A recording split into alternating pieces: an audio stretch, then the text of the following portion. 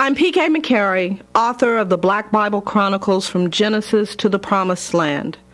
Many have asked me, why this book? The Honorable Andrew Young says it best when he writes in the foreword of the Chronicles. The Black Bible Chronicles comes at a time when significant and varied tensions are pulling at the very fabric of our society. From the Los Angeles riots to the economic distress plaguing our country, America is at an important crossroads. While record numbers of Americans of all ages attend church regularly, ironically, we're on the very verge of losing a whole generation of young people.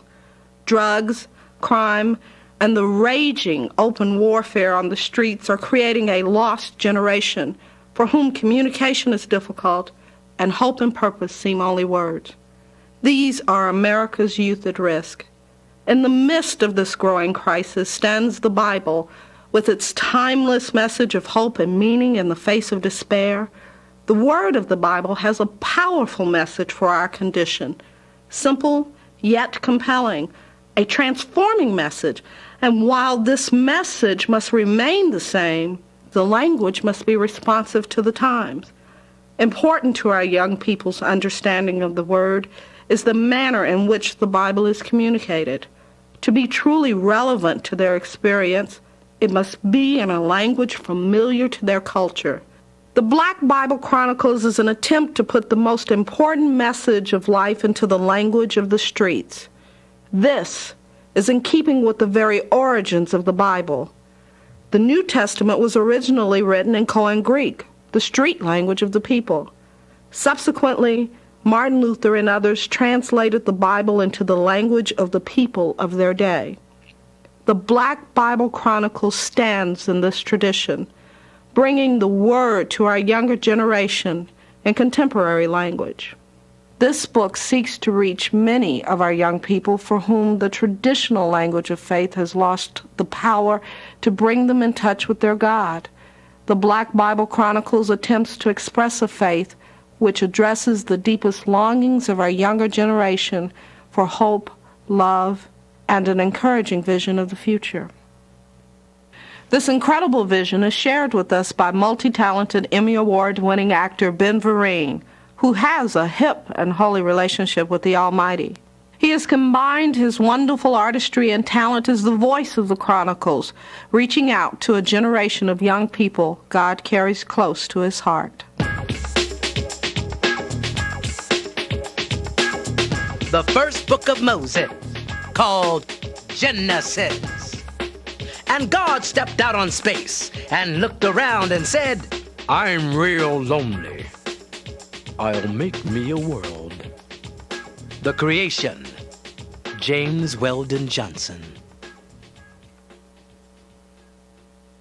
Whirl up.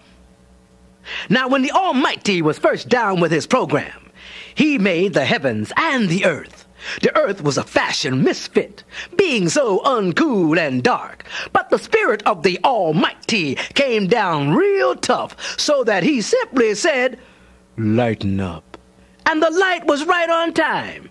And the Almighty liked what he saw, and he let the light hang out a while before it was dark again. And he laid out a name for the light, calling it daytime. And the dark he called nighttime, so that all around it made up the first day. The Almighty's program continued, making those ugly masses separate so that they made up the sky above and the big water below. And all was happening, creating day two. The Almighty hung tough with his program and commanded the waters, "Get to one place." And there was land, and he called it earth. The water left, he called seas. And he was happy. And he commanded the earth to be down with every kind of grass, fruit, and plant-producing tree which was like itself. And the earth was down enough to make the Almighty smile.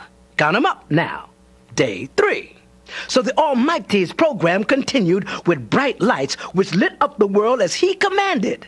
The day differed from the night around the clock, 24/7, turning weeks into months and months into seasons which make up years. And it was so. the Almighty made 2 big lights, and they did shine on the earth. The big light he called the sun, and it rested itself over the earth during the day. And the little light, which he called the moon, cruised through the night. The Almighty added little lights, called stars, and put them in the sky, and they did their share of lighting.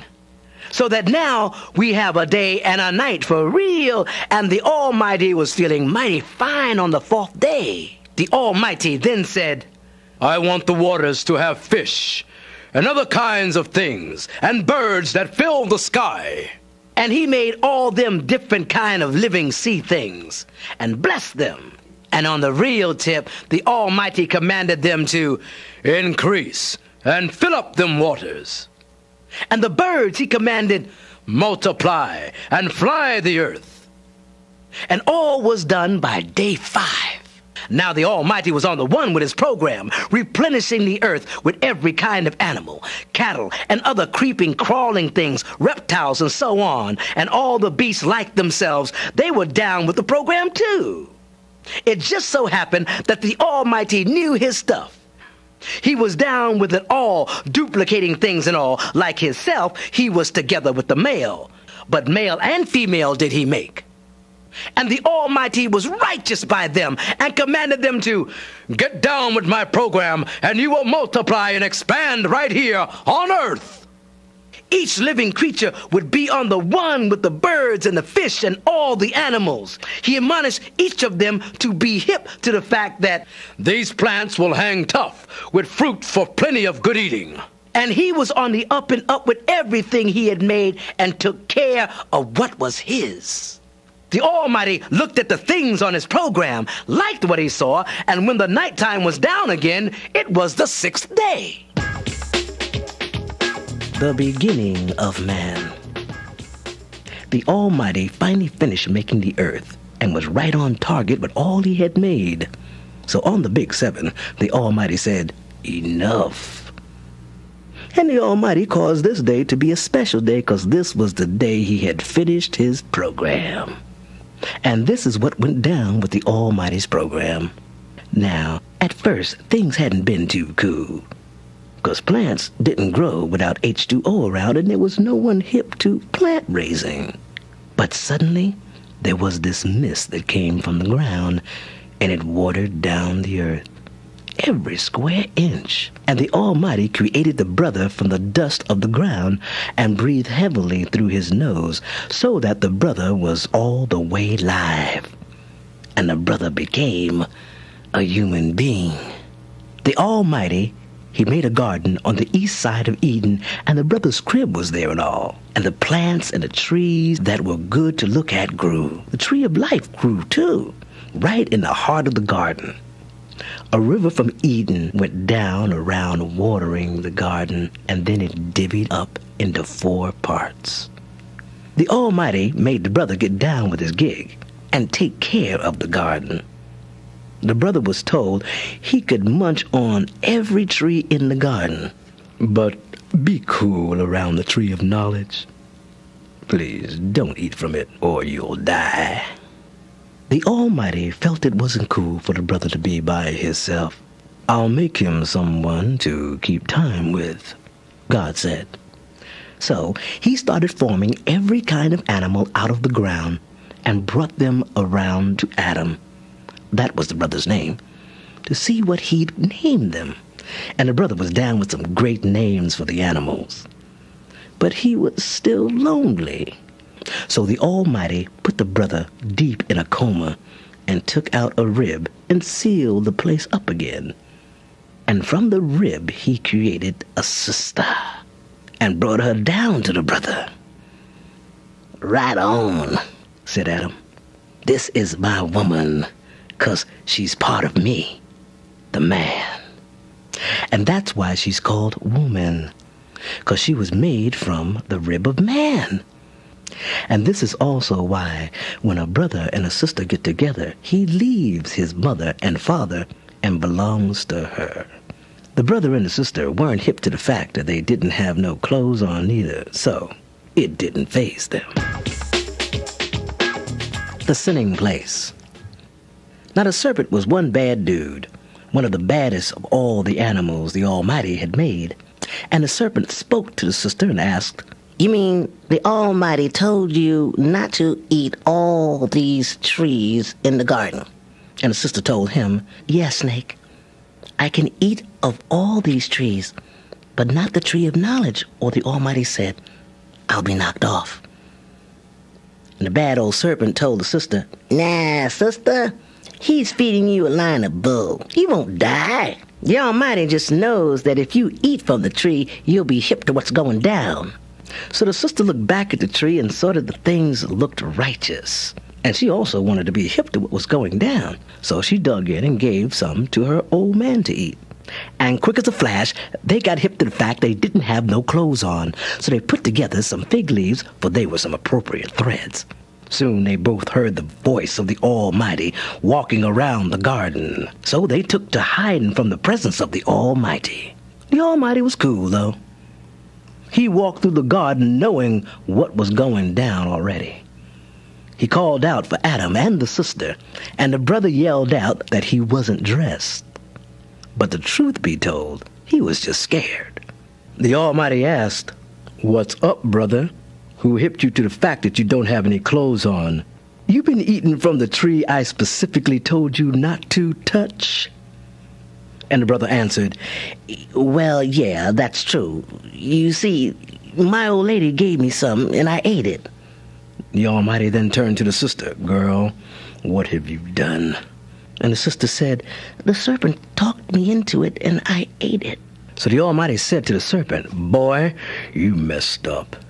I'm going to curse you worse than all the cattle and every other animal on earth. You'll crawl around on your belly and eat dust. The sister'll be scared of you, and so will her kids. They'll beat you across the back, and you'll try and bite their heels." Then the Almighty said to the sister, "Your turn. When you have babies, you'll be hurting worse than you can imagine. But even so, you'll still want to get soul to soul with your old man and have other babies. Oh, by the way, your old man is your boss." And to Adam he said, "'Cause you listened to your old lady and didn't do what I told you to do, you'll have it hard, man. You won't be able to make a decent living on this land. It'll grow stickers and weeds, and you'll be eating plenty grass just to keep yourself going. Until your dying day, you'll sweat and slave over this land, and then when you're gone, you'll go back to the very ground I made you from." The brother named his old lady Eve, because it means one who gives life. And he said, "The sister shall be the mother of all brotherhood." The Almighty gave Adam and his old lady some clothes made from animal skins. And now the Almighty spoke aloud. "Now that Adam is as hip to good and evil as we are, suppose he gets hip to the tree of life and lives forever." So to remedy that, the Almighty made the brother leave the Garden of Eden forever and a day, and made him farm other ground. Right then and there, Adam and Eve were evicted, and the Almighty set angels to guard the east side of Eden with a flaming sword, so that they couldn't get in the front door to reach the tree of life. Cain wastes Abel. Now, you gotta understand that Adam and Eve got together so that Eve had a baby who was named Cain, meaning I made him. Her reason was simple. With the Almighty's help, I've made a boy. Her next kid was a brother for Cain, who she named Abel. Abel took care of sheep, and Cain was a farmer. When the harvest came, Cain brought the Almighty gifts from what he had planted. Abel, on the other hand, brought the choicest cuts of his best lamb and gave them to the Almighty. And the Almighty felt Abel's gifts were right on, but not Cain's. Cain got bent out of shape about it, and his nose was wide open with jealousy. "What's up with you?" asked the Almighty. "Why the long face?" he admonished Cain. "Look, man, things will be real cool if you straighten up. But if you don't watch it, bad things will happen. You can handle this if you want to." One day, Cain asked his brother to join him in the fields for a walk, As they were walking along the way, Cain hit his brother in the head and wasted him. Afterwards, the Almighty asked Cain, "Where's your brother, man? You know, Abel." The Almighty already knew the score, and he was hip to the fact that Abel was dead. "You're busted, boy. What you trying to get away with? Don't you know that Abel's blood is crying to me from the ground?" And Cain snarled, "Look, man, what am I, his keeper or something? You think I keep him in my back pocket?" The Almighty ordered Cain, "Get away from here and don't come back. By the way, there'll be no more crops for you no matter how long or how hard you work. And you're a fugitive, man.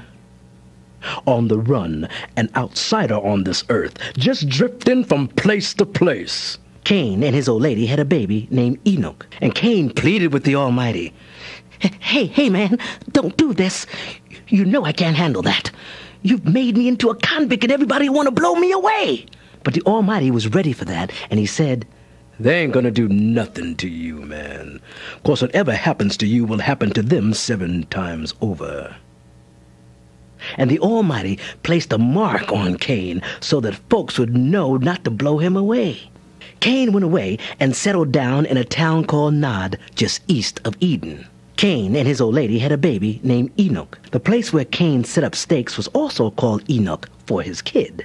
And after that it was on, 'cause Cain's family grew and grew. His sons and their sons had lots of kids, some becoming the first musicians. Adam was 130 when he sired Seth, his boy. When Seth was born, Adam dealt with life another 800 years and had other sons and daughters. He lived to be 930. Noah spells relief.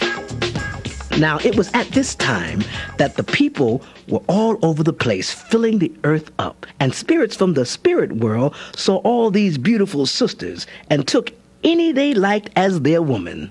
And the Almighty himself said, "The brother has become evil, and he can't continue to worry my spirit. I'll give him 120 years to straighten up and fly right." When the Almighty saw just how far the wickedness of the world had gone, doing all sorts of evil and bad things, he was sorry he had gone that far with his program. It just broke him up. He said, "I'll have to get rid of these creatures I've made. Even the birds and the other animals, too. I'm even sorry I made them." But one brother, Noah, was a real joy to the Almighty. He was a cool brother who lived according to the Almighty's rules and regulations. He had 3 sons, Shem, Ham, and Japheth. Meanwhile, things were getting out of hand, and the Almighty was really upset with all the things going down around him. "I'm fed up, Noah, with what's happening around here. These folks ain't what's happening anymore, so I'm gonna do what I gotta do and end things once and for all. Man, I'm gonna blow the brother clear out of the water. Here's what I want you to do. Get some wood that's thick and seal it with tar. Do as I tell you now. Make decks and stalls throughout.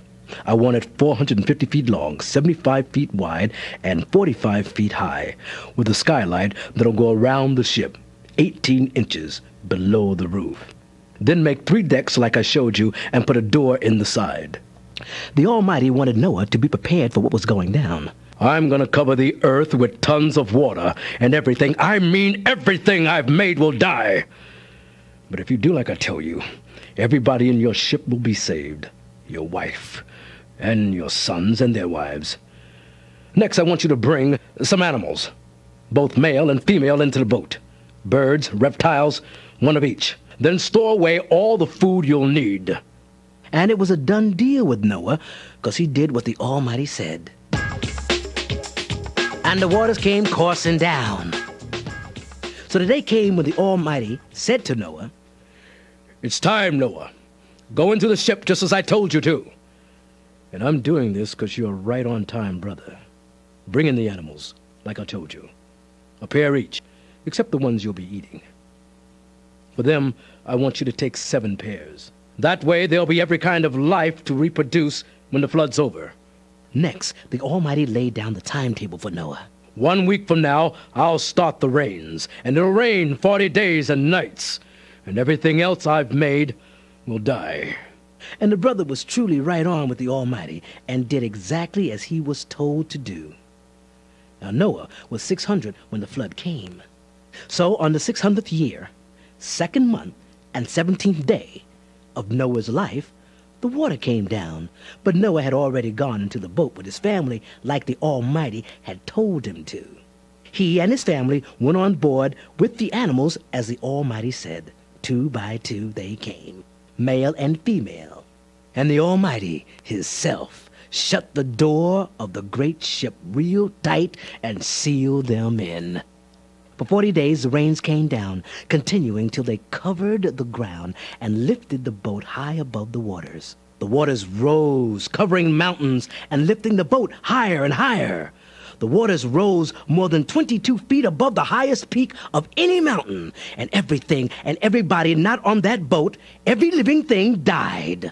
For 150 days the waters covered the earth. Rain, rain, go away.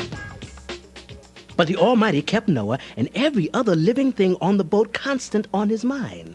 And 150 days after the flood started, the boat rested itself on the mountain of Ararat. The water continued to go down into the ground. And 3 months later, other mountain tops could be seen. And still another 40 days passed before Noah opened a hole in the ship to let out a raven to fly around for dry land. He also sent out a dove, but the dove found not a drop of dry land and came back to Noah. Noah took the dove back in. Still another 7 days passed before Noah sent out the dove again. This time the dove came back with an olive leaf, and Noah knew that the water was almost down. And still another week passed before Noah sent out the dove again. And this time she didn't come back. It was 29 days before Noah got up enough nerve to open the door. And this time when he looked, the water was gone. It took another 8 weeks for the earth to dry, though. Leaving in pairs and groups, everybody on the boat left, 'cause the Almighty said it was all right. The Rainbow Connection. The Almighty was right by Noah and blessed him and his family, imploring them to go out and multiply.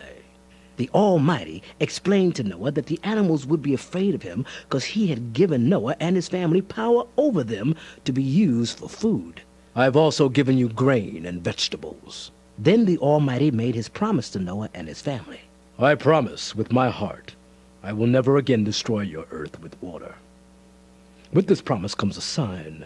In the clouds will be a rainbow at the end of the rains that touch the earth. From the clouds to the earth's surface, a rainbow will be the sign, and remind me never to lay a finger on this earth again with floods. I'll see that rainbow and remember my promise to you forever and a day. The nations of the earth came from Noah's 3 sons.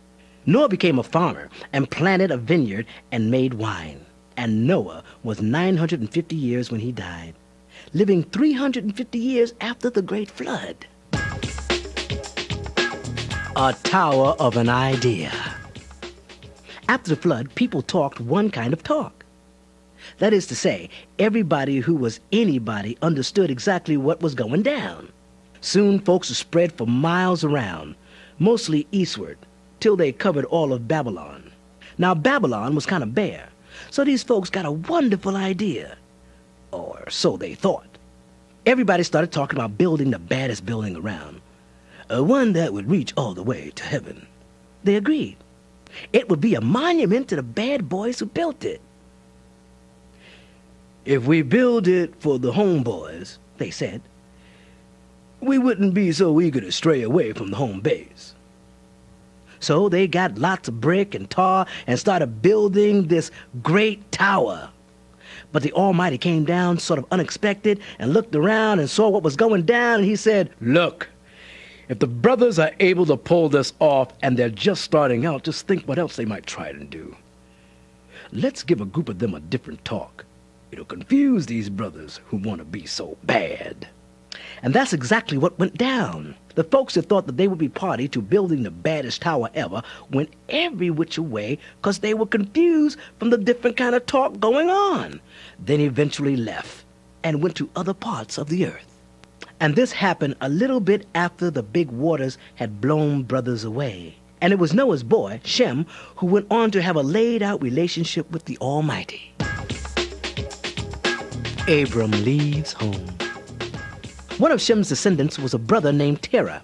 When Terah died, the Almighty told his boy Abram to leave the little town of Haran, where he grew up. I'll show you the way, son. 'Cause there are great plans in store for you. You will be father of a nation and have many children and blessings. Those that are righteous by you, I'll sure enough be righteous by them. By the same token, if someone decides to curse you, well, I'll deal with that too. So at 75, Abram did what the Almighty said. Lot went with him. He took his wife, Sarai, and all their riches to go from Haran, like the Almighty had said. Abram ended up in Egypt to live. As he got close to Egypt, he laid a heavy trip on his wife, Sarai. Look, woman, you're a fine-looking chick, so I want to let everyone think you're my sister. Dig? She nodded. They might try to kill me if they think I'm your old man to get me out of the way. So, if they think you're my sister, well, they'll roll out the carpet for both of us. Well, sure enough, all the brothers thought Sarai was really fine. Everywhere she went, everyone was talking about how fine she was. They told Pharaoh about her. Pharaoh loaded down many gifts for Abram: sheep, donkeys, men and women, slaves, and camels. But the Almighty wasn't pleased with what was happening at all. He sent a terrible plague on Pharaoh's home. Pharaoh called in Abram. Hey, man, what's up with this? What are you trying to pull, bringing in your woman and letting folks think she's your sister? What did you expect, her so fine? Look, man, take your woman and go! Abram's new crib. Abram and his old lady left Egypt and headed north. He had with him his nephew, Lot, and all his goods. But the new place was not big enough for Abram and his crew. Plenty of fights broke out between herdsmen and Abram's group. So Abram said to Lot, Man, we've got to figure out a way to stop this fighting because we just can't afford it. These are our brothers too, and we've got to keep unity. So Abram came up with a dynamite plan to stop the fighting. First, Lot, I want you to figure out which section of the city you want to run. If you take the west, I'll take the east. If you decide you want the east, well, the west is all right with me. Lot stuck immediately to the idea and decided that the Jordan River area was just right for him. It was like the Garden of Eden almost. So that's the area he chose. He took up his group and took over the place. And Abram stayed in Canaan, while Lot lived in his Eden-like area near the city of Sodom. The brothers in Sodom were pretty tough, though, and weren't to be messed with. They were so mean that the Almighty called them wicked. Abram kicks some butt. Now, while Abram was putting up stakes, a group of kings who lived nearby started squabbling. Everybody was trying to prove who was boss. However, they made a big mistake by taking Lot captive. Big mistake. Abram got pretty hot when he learned about his nephew being captured by Chedorlaomer. He got together 318 of his men and ran after the brothers. During the night, he ran right over the tired brothers and got back everything, all Lot's stuff, his women and friends, with Lot leading the pack. Right away, Abram gained the respect of all the kings in the valley, 'cause Abram's God was tough enough. Abram's pact with the Almighty. Later, when Abram was having his regular talk with the Almighty, he was again blessed. Don't be scared, Abram, my man. You did right by those folks, and I will always defend you. You'll be blessed plenty because of what you did. But Abram was slightly miffed. Oh, Lord Almighty, what good is it to be rich and still not have any kids? I have no son, no heir, no one to take my place, no one to take my riches. The Almighty soothed his fears. No one can take over what is yours, man. You'll have a son to take over everything. Don't worry. Then the Almighty brought Abram outside neath the stars to look up into the nighttime skies. Look up, man. See the stars? Boy, you'll have so many generations of people you won't be able to count them. So Abram believed the Almighty's word, and the Almighty was happy because Abram had faith in him. And he said, I'm the Almighty, man. I'm the one who brought you out of the city where those brothers thought they ran things. I give you this land forever. That evening, Abram had a nightmare, dreaming that something terrible was going to come down. The Almighty told him, Yeah, well, something bad will happen. Your descendants will be made into slaves for about 400 years. Don't worry, though, man, because I'm going to come down real hard on the ones that do this to them. In the end, your people will have it all. And the Almighty went on to explain, You, however, will live to be an old man. Don't you worry about nothing. The story of Hagar. Sarai and Abram still didn't have any children, so Sarai gave Abram her maid, an Egyptian sister named Hagar, to be his second wife. Since the Almighty hasn't given me a child for you, you can get down with my Egyptian slave and maybe she'll give you a baby. And Abram said, Okay. It had been 10 years and he and Sarai hadn't been lucky, so he slept with Hagar and she conceived. When Hagar realized she was pregnant, she held it over her mistress all the time. Then Sarai said to Abram, It's all your fault. Now that you got that girl pregnant, she treats me like dirt, like she's got some kind of hold over you. I hope the Almighty gets you for this. Look, woman, Abram said, you can do what you want to that girl. I don't care. So Sarai beat on Hagar and she ran away. The Almighty's angel ran up to Hagar and said, Sarai's maid, what's up, girl? Where you headed? I'm getting away from my mistress. The angel then said, Look, go back to your mistress and act the way you're supposed to. You're pregnant and gonna have a son. You should name him Ishmael, meaning God hears, because the Almighty heard your cries. Ishmael will be a wild brother, free and untamed. He'll be down with everyone, and they'll probably feel likewise towards him, but don't sweat it, because he'll live among his own brothers. Later, Hagar talked about the Almighty as one who looked after her. I saw the Almighty, she said, and lived to tell about it. Abraham, the father of nations. Abram had just turned 99 when the Almighty came to him and said, I'm the Almighty One. Do what I say and live as you should. I've made a deal that will give you a mighty nation.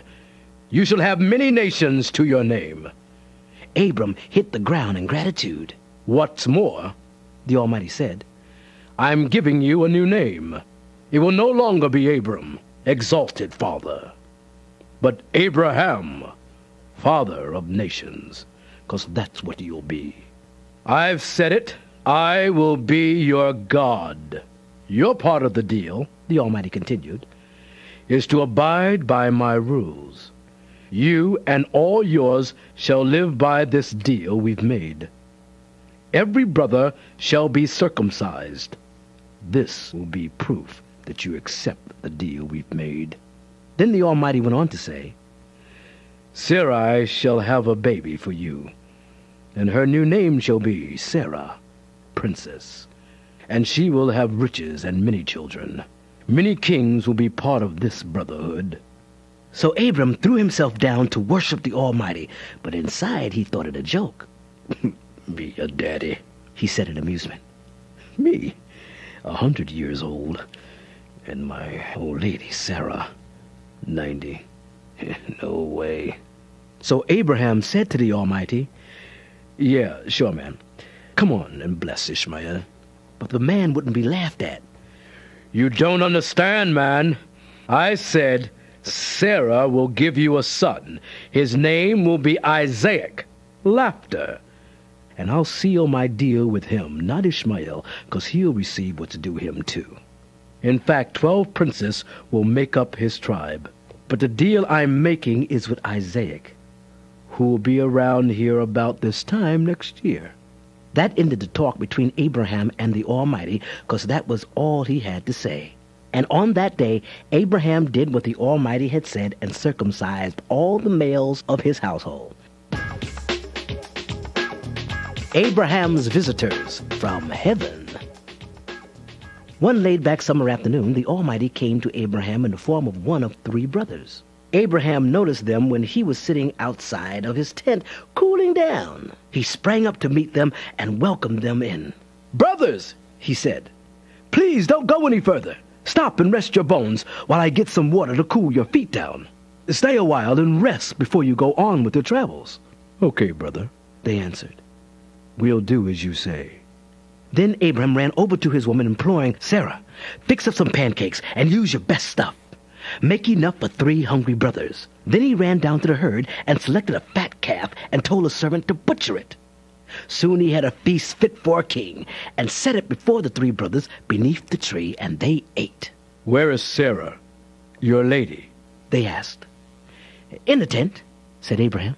Then one of the brothers, which was really the Almighty, said, "Next year, you and Sarah will have a son." Sarah was listening from inside. She and Abraham were both old folks, and she was past the prime for having a baby. So she laughed to herself. A woman my age having a baby?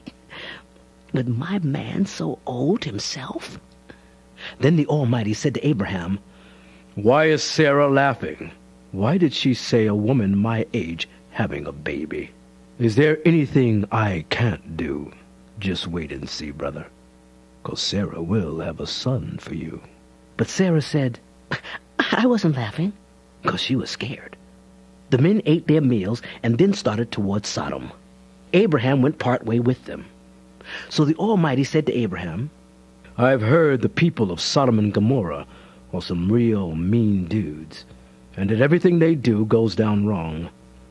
I'm going down there to see whether these reports are on time. Then I will know what to bring on them." While the other 2 brothers went on towards the city, the Almighty stayed around Abraham for a spell. And Abraham asked him, "Will you do away with the good and bad brothers there? Suppose you find 50 good brothers. Will you be down with them all? That couldn't be right, man. Why should the good and the bad go down together?" The Almighty replied, "If I find 50 good brothers there, I will spare the whole city." Abraham said, "Look, man, I know I'm only dust and ashes, but take, for instance, you find 45.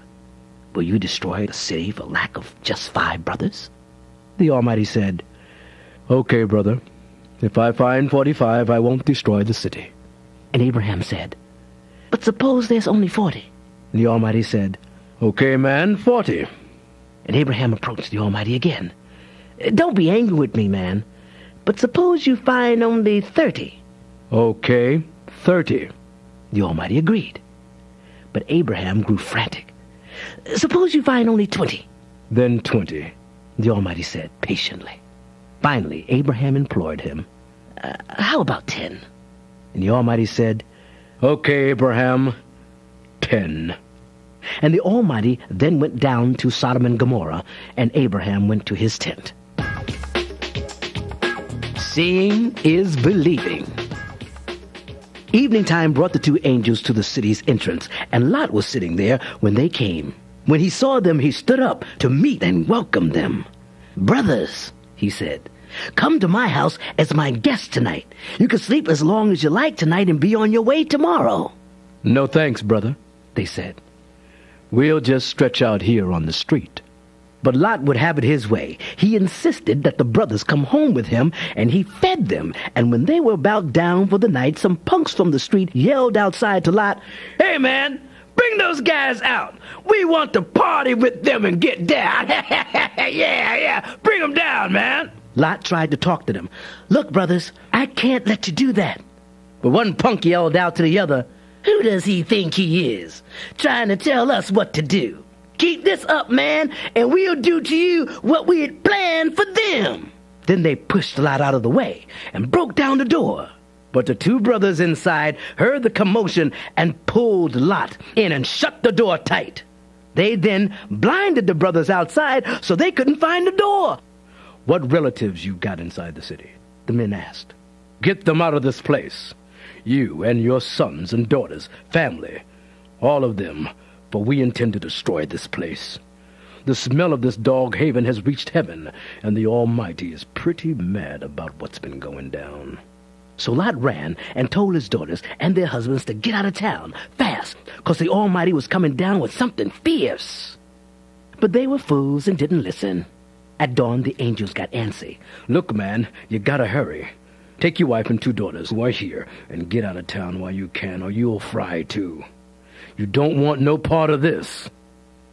When Lot didn't move fast enough, the angel seized his hand and the hand of his woman and 2 daughters and led them to safety, for the Almighty was on their side. Run for your lives, man, the angel said. and don't look back. Run to the mountains, for if you stay down here, you'll be wiped out. Please, mister, don't make me go up in the mountains. See that little city over there? It's close, Lot implored. I'll be safe there, man. Please. Okay, man, the angel said. I can deal with that, but hurry. I can't do nothing until you move, man, so move! It was just past dawn when Lot reached the village, and as he got there, the Almighty's hand was heavy with fire and flaming tar, destroying Sodom and Gomorrah. And Lot's old lady looked back to see what was going down, and as she did, she was turned into salt. Abraham himself heard all that was going down, and when he looked out across the plains, all he saw was smoldering flames and rubble. But the Almighty had listened to Abraham's plea and saved Lot and his family from the destruction in Sodom and Gomorrah. Abraham, up against the wall. Abraham continued south. One day when he visited the city of Gerar, he told everyone that Sarah was his sister. So King Abimelech sent for her and brought her to his house. But the Almighty came to him in a dream and said, "You're a dead man, son. That woman you took is married." King Abimelech had not gotten down with her yet, so he begged the Almighty, "Look, man, I ain't slept with the lady yet. Abraham told me she was his sister. How was I to know? I didn't want to do anything wrong." "Yes, I know, man," said the Almighty.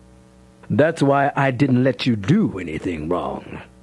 Now take her back to her old man, and I'll pray for you, and you'll live. But if you don't do this, you'll be wiped out permanently."